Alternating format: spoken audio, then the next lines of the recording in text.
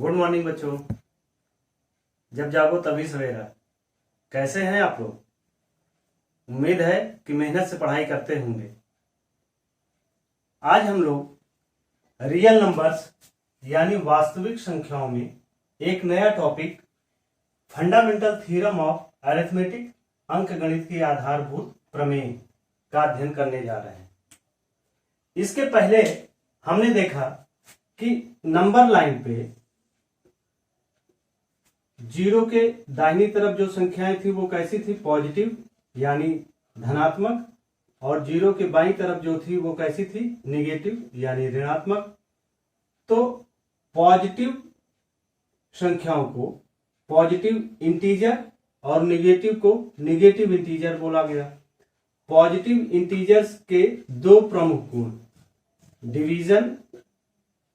Division यानी विभाजन के आधार पर हमने दो पॉइंट्स पढ़े, Euclid division of Lima and Euclid division of algorithm.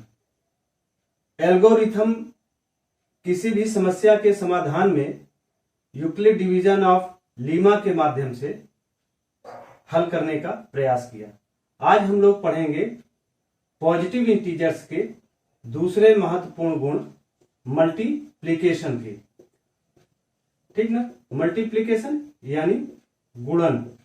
ध्यान दीजिए, डिवीजन में भी ए और बी टू इंटीजर्स थे और मल्टीप्लिकेशन में दो पॉजिटिव इंटीजर ए और बी होंगे। तो यानी दो पॉजिटिव इंटीजर्स के प्रमुख गुण डिवीजन के आधार पर हमने Euclid division of Lima and Euclid division of algorithm का अध्ययन किया। आज हम लोग मल्टीप्लिकेशन के गुण के आधार पर अध्ययन करेंगे arithmetic fundamental theorem of arithmetic, अंकगणित की आधारभूत प्रमेय। ठीक। In previous year we have already learned about, पिछले कक्षाओं में हम लोगों ने पढ़ा प्राइम नंबर्स के बारे में। प्राइम नंबर जिनको हिंदी में बोला जाता है अभाज्य संख्या। ठीक। फिर कंपोजिट नंबर, कंपोजिट नंबर को हिंदी में बोला जाता है भाज्य संख्या। फिर फैक्टर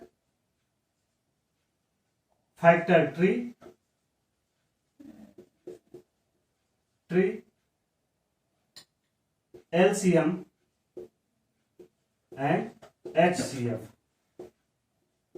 और इसी प्राइम नंबर में ही हम लोगों ने पढ़ा था को प्राइम नंबर। तो हम उम्मीद करते हैं कि आपका ये सारे पॉइंट्स क्लियर होंगे। एक चीज और ध्यान दीजिए, हम लोगों ने डिजिट टेबल, अंक तालिका या नंबर टेबल जो भी पढ़ा था, नंबर टेबल में हमने देखा कि 1, 2, 3, 4, 5 अप टू 100। इससे आगे भी संख्याएं हो सकती हैं। इन संख्याओं में हमने एक प्रमुख चीज ये देखी थी कि पूरी की पूरी डिजिट टेबल या नंबर टेबल जो थी वो क्या थी? या तो सम संख्याएं थी यानी इवन नंबर्स, या फिर विषम संख्याएं ऑड नंबर। तो पूरी की पूरी टेबल जो थी वो दो संख्याओं से मिलकर बनी थी, दो नंबर से मिलकर बनी थी, इवन नंबर यानी सम संख्या और ऑड नंबर यानी विषम संख्या। तो पूरे के पूरे नंबर टेबल या अंक तालिका में केवल दो ही भागों में डिवाइड थी, इवन नंबर और ऑड नंबर। वैसे ही पूरा का पूरा नंबर टेबल जो है या डिजिट नंबर टेबल जो है वो क्या है? या तो प्राइम नंबर, कोई संख्या, कुछ संख्याएं ऐसी होंगी जो अभाज्य होंगी और कुछ संख्याएं ऐसी होंगी जो कि भाज्य होंगी। तो यानी कि पूरी की पूरी नंबर टेबल या तो प्राइम नंबर या कंपोजिट नंबर में ही विभक्त होती हैं। ठीक है। प्राइम नंबर्स के बारे में हम लोगों ने पढ़ा था कि प्राइम नंबर या इसके कितने फैक्टर होते हैं, केवल 2 फैक्टर, यानी या तो 1 से डिवाइड होगी और या फिर स्वयं की संख्या से, जिसको इटसेल्फ बोला गया, ठीक ना। लेकिन कंपोजिट नंबर के जब मोर देन 2 फैक्टर मतलब 2 से अधिक फैक्टर हों तो उन्हें क्या बोला गया, अभाज्य संख्या, भाज्य संख्या, कंपोजिट नंबर। तो प्राइम नंबर के उन्हें कहा जाता है जिनमें केवल और केवल 2 फैक्टर मिलते हैं, ठीक ना। और कंपोजिट नंबर वो नंबर्स होते हैं जिनमें 2 से अधिक फैक्टर होते हैं। अब इस पे विशेष ध्यान दीजिएगा, यही पॉइंट हमें आगे जो है अब पढ़ना है, इन्हीं के आधार पर हमें थ्योरम जो है आगे डेवलप करनी है। फैक्टर ट्री, एलसीएम, एचसीएफ, को प्राइम नंबर, इसके बारे में यह उम्मीद है कि आप लोग पहले पढ़ चुके होंगे। एक पॉइंट इसके पहले और रिमार्केबल है, उसको आप नोट कर लीजिए। रिमार्क, तो वी नो दैट, हम जानते हैं कि 0 क्या है, पूर्ण संख्या है, और सबसे छोटी से छोटी पूर्ण संख्या जो होती है 0। पहला पॉइंट है। 1 क्या है, 1 इज नाइदर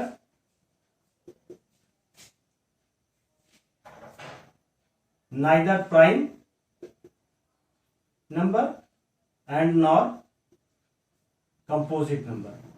मतलब 1 जो है, 1 जो है, ना तो वो प्राइम नंबर है यानी अभाज्य संख्या है, और ना ही वो भाज्य संख्या है।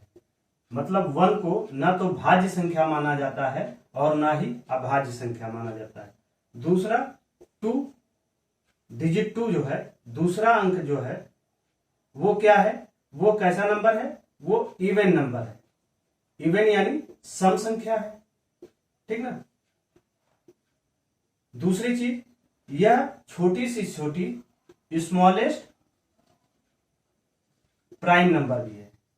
स्मॉलेस्ट प्राइम नंबर क्यों है, ये सारी चीजें आपने डिस्कस कर लिया कि 2 केवल 2 ही भागों में 1 से कटेगा या 2 से कटेगा, इसलिए ये स्मॉलेस्ट प्राइम नंबर भी है। तीसरा 3 क्या है, पहली चीज तो ये ऑड नंबर है, ठीक ना, ऑड यानी विषम संख्या है। और दूसरी ये क्या है, अभाज्य विषम संख्या भी है। स्मॉलेस्ट ऑड प्राइम नंबर, ठीक ना। तो 2 स्मॉलेस्ट इवन प्राइम नंबर है और 3 स्मॉलेस्ट ऑड प्राइम नंबर है, ठीक।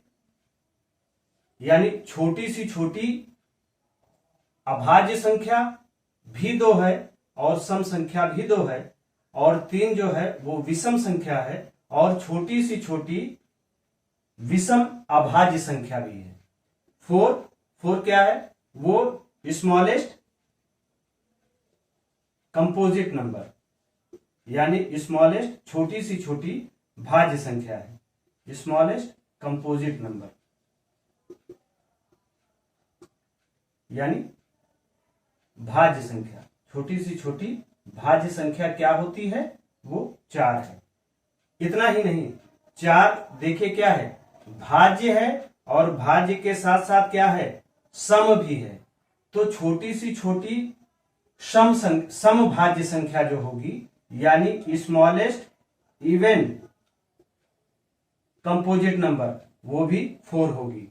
तो और जैसे ही स्मॉलेस्ट इवन कंपोजिट नंबर 4 है, तो वैसे ही स्मॉलेस्ट ऑड नंबर क्या होगी, स्मॉलेस्ट ऑड नंबर जो है, smallest odd composite number, smallest odd composite number क्या है, 9 जो है वो स्मॉलेस्ट ऑड कंपोजिट नंबर है, यानी छोटी सी छोटी विषम भाज्य संख्या, ठीक। अब आप ध्यान दीजिए, ये आपके नोटेड पॉइंट है, आप लोग इसको नोट कर लीजिए।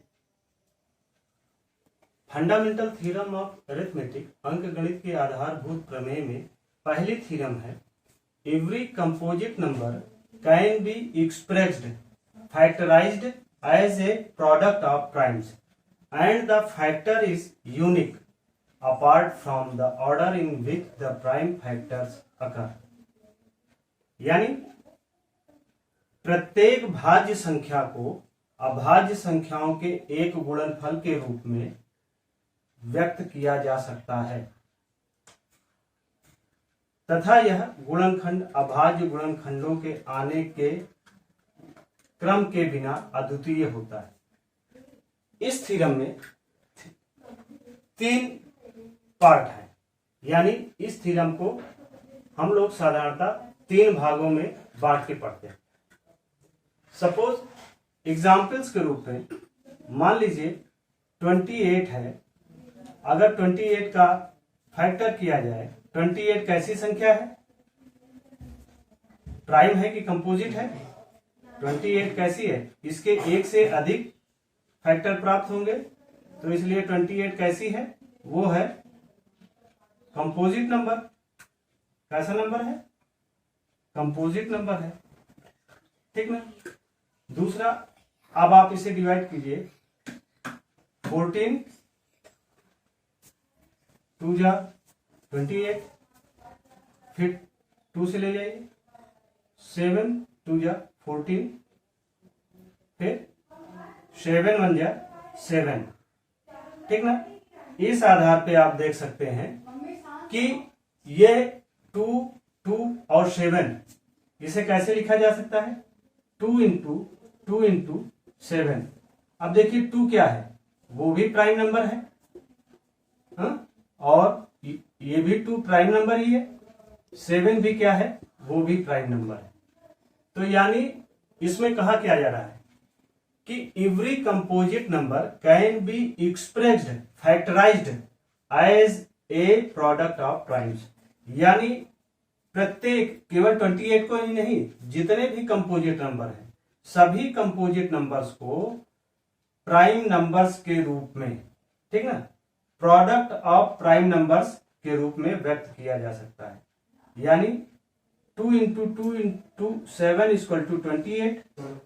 तो ये तो सभी प्राइम है और ये क्या है? कंपोजिट नंबर है। तो पहले पार्ट में क्या कहा गया? वो ये कहा गया कि 2 इंटू 7 जो है वो क्या है? वो प्राइम नंबर है, ठीक ना। और इस 20 कंपोजिट नंबर को प्राइम नंबर के रूप में व्यक्त किया जा सकता है, पहली चीज। दूसरी चीज, यह पहला पॉइंट है, ठीक ना, यह पहला पार्ट हो गया। दूसरा पार्ट क्या है कि कोई भी इस 2 इंटू 7 को चाहे ऐसे व्यक्त करे या 2 इंटू 7 इंटू 2 के रूप में भी व्यक्त कर सकता है, या 7 इंटू 2 के रूप में भी व्यक्त कर सकता है। कोई बच्चा इसको व्यक्त कर सकता है, कोई इसको व्यक्त कर सकता है, कोई इसको व्यक्त कर सकता है। लेकिन इसमें आप ध्यान दीजिए, यह प्राइम नंबर 2, यह प्राइम नंबर 2 और ये 7, तीनों में यही मिलेगा, 2 7 2 7 2 2। यानी चाहे जिस रूप में व्यक्त किया जाए, यह जो 2 2 7 है प्राइम नंबर, वही केवल रहेगा, इसके अलावा और कोई दूसरा प्राइम नंबर नहीं मिल सकता। इसीलिए क्या है? It is and this factorization is unique. यह फैक्टराइजेशन कैसा है? यूनिक है, चूंकि 2 2 और 7 के अलावा इसका कोई दूसरा नंबर नहीं मिलेगा। तीसरा, थर्ड पॉइंट ये कहा जा रहा है कि हम इसे ऐसे भी व्यक्त कर सकते हैं, ऐसे भी व्यक्त कर सकते हैं, ऐसे भी व्यक्त कर सकते हैं, लेकिन नहीं, केवल ये क्या है? असेंडिंग ऑर्डर, यानी 2 छोटा, फिर 2 छोटा, फिर 7, ठीक ना। और ऐसे ही अगर 2 पार्ट में आ जाए, 2 कितनी, तो इसे 2 स्क्वायर के रूप में लिखा जा सकता है, यानी 2 स्क्वायर इंटू 7। और यह जो इस रूप में लिखा जा रहा है, इसके आने का क्रम ये नहीं होगा, बल्कि यही होगा, ठीक ना। असेंडिंग ऑर्डर, और उसे इस रूप में व्यक्त किया जा सकता है। यही तीन बातों को इस थ्योरम में बताया गया है कि प्रत्येक भाज्य संख्या को अभाज्य संख्याओं के एक गुणनफल के रूप में गुणनखंडित किया जा सकता है, तथा यह गुणनखंड अभाज्य गुणनखंडों के आने के क्रम के बिना अद्वितीय होता है। ठीक, यही 3 पॉइंट इस थ्योरम में बताए गए हैं। नोट कर लीजिए। फंडामेंटल थ्योरम ऑफ अरिथमेटिक, अंकगणित के आधारभूत प्रमेय में theorem number 2, let P be a prime number and A be a positive integer. If P divides A square, then P divides A. माना कि P एक अभाज्य संख्या है और A एक धनात्मक पूर्णांक है। यदि P A स्क्वायर को विभाजित करता है तो P A को भी विभाजित करेगा। इसको करने के लिए आइए हम कोई वैल्यू मानते हैं। Let A equal to 4 and P equal to 2। A square P, A square को P डिवाइड करेगा तो A स्क्वायर, A क्या माना है 4, यानी 4 का स्क्वायर अपॉन 2। ठीक, तो ये हो गया 16, 4 4 जा 16 अपॉन 2, ये 16 को डिवाइड किया 2 आया 8। अगर A स्क्वायर को P डिवाइड कर रहा है तो A को भी P डिवाइड करेगा, यानी A by P equal to 4 by 2, यानी 2 2 जा 4। इस थ्योरम में केवल इतना ही बताया जा रहा है। एक्चुअली इसका बड़ा ही अहम रोल होगा तब जबकि हम लोग अगले चैप्टर में √2, √3 और √5 को इरेशनलिटी, √5 को अपरिमेयता, √5 की अपरिमेयता या इरेशनलिटी इसकी प्रूव करने जाते हैं तब। एग्जाम्पल 5, कंसीडर द नंबर्स 4 की power n where n is a natural number. Check whether there is any value of n for which 4 की power n ends with the digit 0। कह रहा है कि विचार कीजिए ऐसे नंबर पर जिसकी वैल्यू 4 की पावर n दी गई है, जहां पर n जो है वो एक नेचुरल नंबर है। तो इसको चेक करना है कि कोई वैल्यू n के लिए ऐसी होगी क्या जो कि 4 की पावर n के इंड्स में 0 मिले। यानी इसको ऐसे समझिए, कोई वैल्यू अगर 4 की पावर n है तो n का कोई ऐसा मान आएगा क्या जहां पर कि 4 की पावर n, मान लो वो कोई भी संख्या 4 5 2 0, माने किसी भी संख्या का लास्ट वैल्यू यूनिट प्लेस यानी इकाई का अंक, यूनिट प्लेस वैल्यू 0 हो। अब ये चीज देखना पड़ेगा, हालांकि यह यूनिट प्लेस वैल्यू जो है वो कोई यूनिट प्लेस वैल्यू 0 हो। अब इसके लिए जरूरी यह होता है कि किसी भी संख्या का यूनिट प्लेस वैल्यू लास्ट में अगर 0 आता है तो वो क्या होगा, उसे बोलते हैं यूनिट प्लेस वैल्यू। ठीक ना, यूनिट प्लेस वैल्यू यानी इकाई का अंक जो है 0 हो। इकाई का अंक 0 कब होगा, कोई संख्या या 10 हो या 10 के मल्टीपल्स के रूप में या 10 के फैक्टर हो, जैसे 10 2 into 5, तो या तो कोई संख्या 10 हो, 100 हो, 1000 हो, मतलब जिसके लास्ट का अंक जो है 0 हो, या फिर वो संख्याएं क्या हो 10 के फैक्टर हो, 2 और 5 के रूप में हो। भले ही चाहे 2 की पावर m हो, मतलब कोई भी पावर हो, और 5 की पावर n हो, दोनों की पावर अलग हो, या दोनों की पावर सेम हो।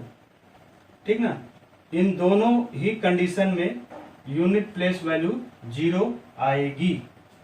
लेकिन अगर 4 की पावर n हो रही है तो इस कंडीशन में आप देखिए क्या करेंगे, इसको पहले आप फैक्टर करेंगे, ये क्या हो जाएगा 2 इंटू 2 की पावर n, यानी ये क्या हो जाएगा 2 की पावर 2n, तो 2 की पावर क्या हो गई 2n, यानी इसमें ना तो 2 और 5 का फैक्टर भी नहीं मिला, न 10 है। इसलिए ये कहा जा सकता है कि कोई भी ऐसी संख्या 4 की पावर n में नहीं आएगी जिसकी इंड्स वैल्यू जो है 4n ends with the digit 0। तो यहां लिख लीजिए no possible without the factor of in for